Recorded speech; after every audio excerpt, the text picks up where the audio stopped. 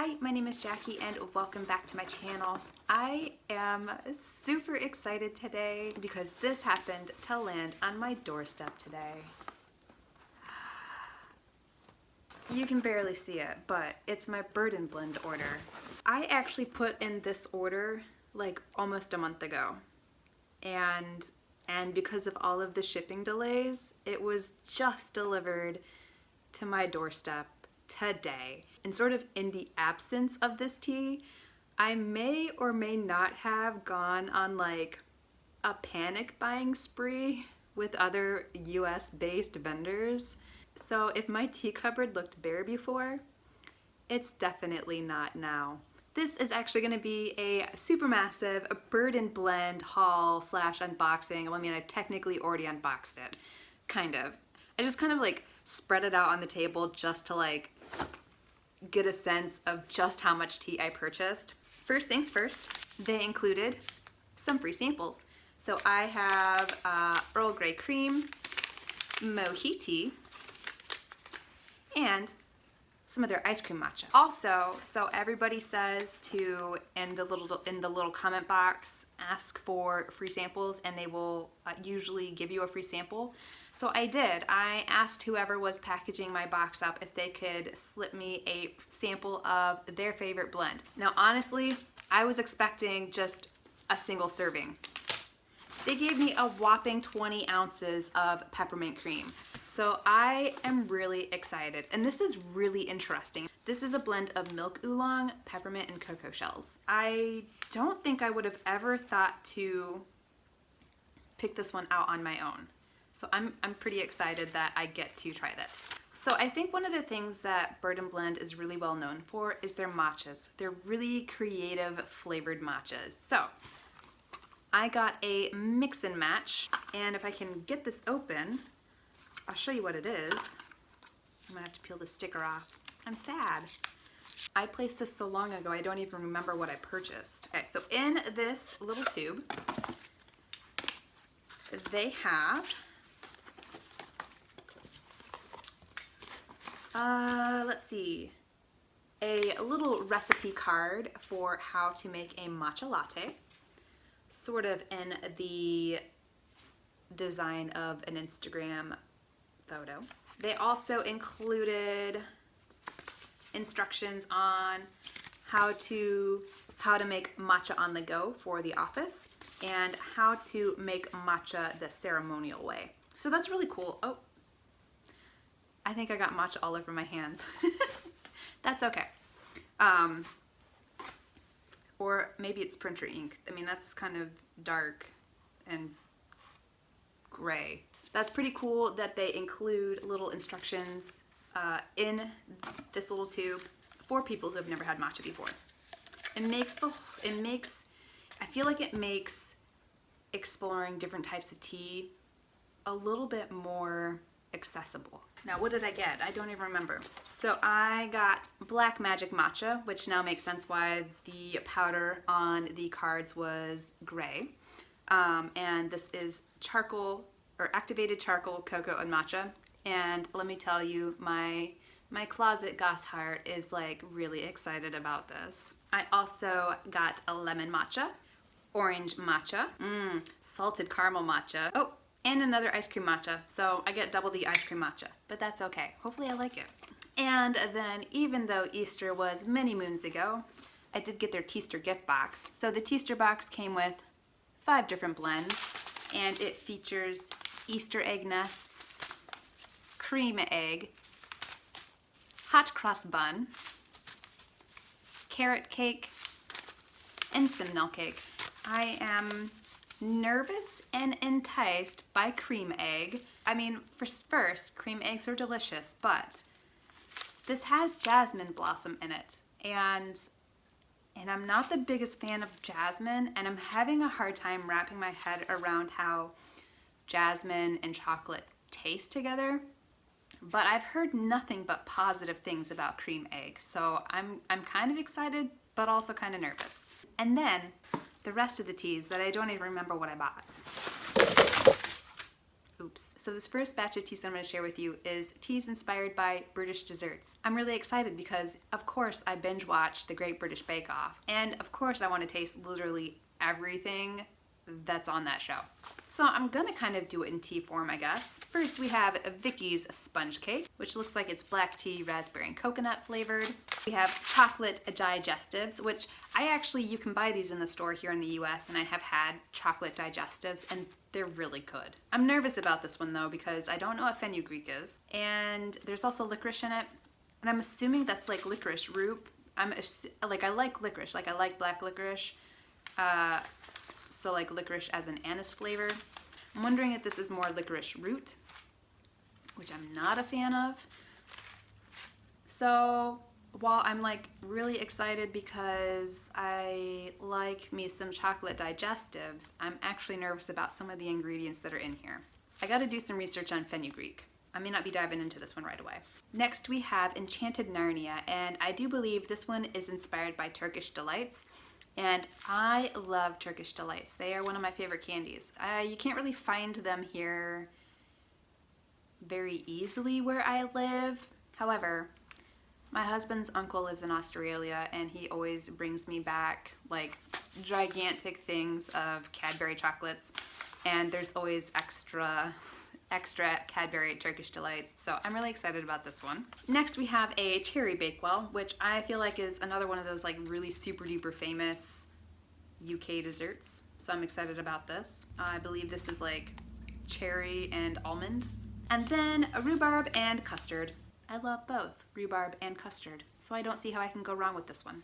Oh, also honey I'm comb, which I think is sort of inspired by, I don't know, is this inspired by crunchies? I mean, that's sort of what I think of, those honeycomb seafoam candies, the seafoam candies. I guess I don't know what they're really called. This one also has licorice in it, so I don't know. I may not like this one. Well, this one isn't like specific to the UK. But I also have birthday cake. And the rest of the teas that I purchased, they don't really have a theme. I have Brighton Rock. I think what I noticed was every single one of the stores, they're based in different parts in the UK. They have a special blend that is inspired by the region that they're from. So Brighton Rock sounded the most enticing. Actually, did it sound the most enticing, or did I just buy it because it has sprinkles in it? I might have just bought it because it has sprinkles in it.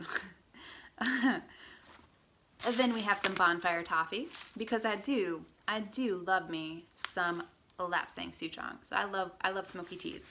I also got smoky Russian. I've never had. So Russian Caravan, I guess that's a blend. I guess that's a thing. That's a kind of tea.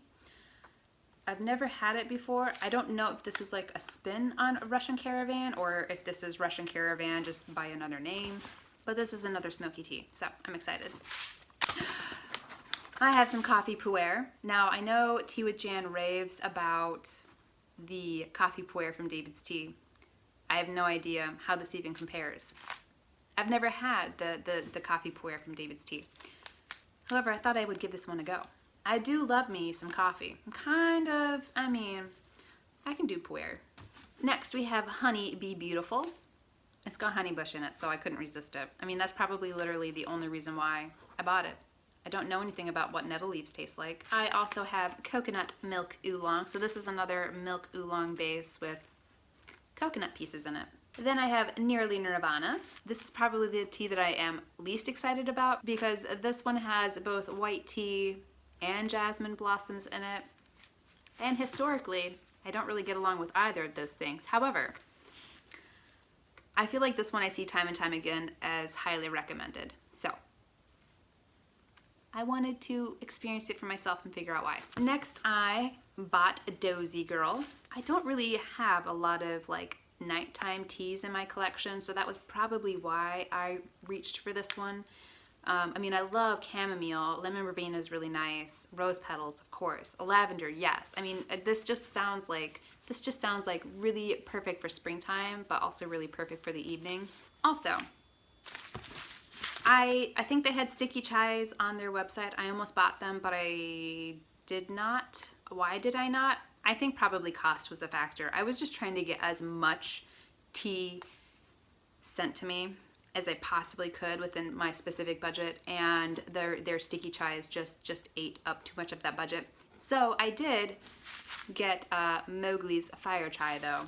This says tropical jungle fruits, but I don't know what in here really is a jungle fruit. Maybe it's in the natural flavoring, because this is just rooibos, dried apple, hibiscus, rosehip, ginger, cinnamon, dried coconut, pineapple pieces, coconut flakes, chili, and natural flavor. I don't know, I guess are coconut and pineapple jungle fruits? I mean, I always thought they were tropical.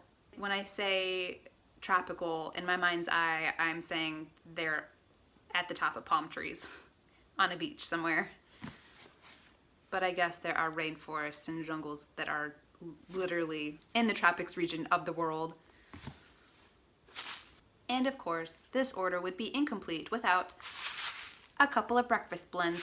So I reached for the Great British Cuppa because I feel like I see Lauren over at Steeping Time reach for this in like every single one of her teas I drink in a day video. So I'm thinking it's probably pretty good. I mean, it's really hard to go wrong with breakfast teas. I mean, this just has Assam black tea, Ceylon black tea, and Chinese Yunnan tea. And I also got their new house blend, which is Ceylon tea, Assam black tea, Kenyan black tea, and bergamot oil. So just like this seems like it's gonna be like a really robust black tea base with some proper bergamot oil, not flavoring oil. So I'm really excited about that. It's always exciting to see oil, not flavoring, listed as an ingredient. So now I am gonna go make some of this stuff.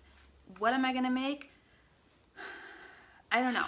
So the tea that I've been most excited about is the Enchanted Narnia, and this is the tea that is inspired by Turkish Delights. And this says this is a Turkish Delight brew with magical rose and creamy cocoa.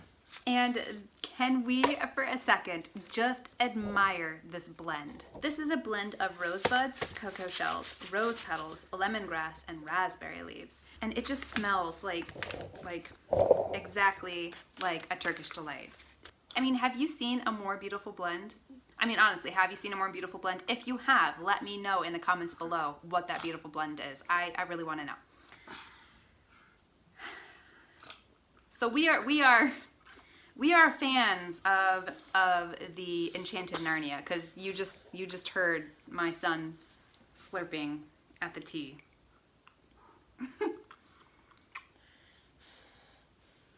So let's taste it. I really like this. This is somehow better than what I expected it to be. In the forefront is rose. Beautiful, powdery rose. There's also this really interesting creamy note to this tea that for some reason is catching me completely by surprise. I have to assume that it's from the cocoa shells that are in here. And I'm gonna say just the slightest hint of cocoa. Just the slightest hint of cocoa in my opinion.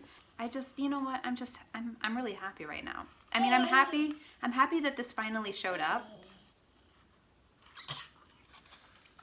And I'm really happy that the Turkish Delight tea, the Enchanted Narnia, the Turkish Delight inspired tea that I was most looking forward to is a total win for me. Yeah, it's rose, a hint of cream, a hint of cocoa.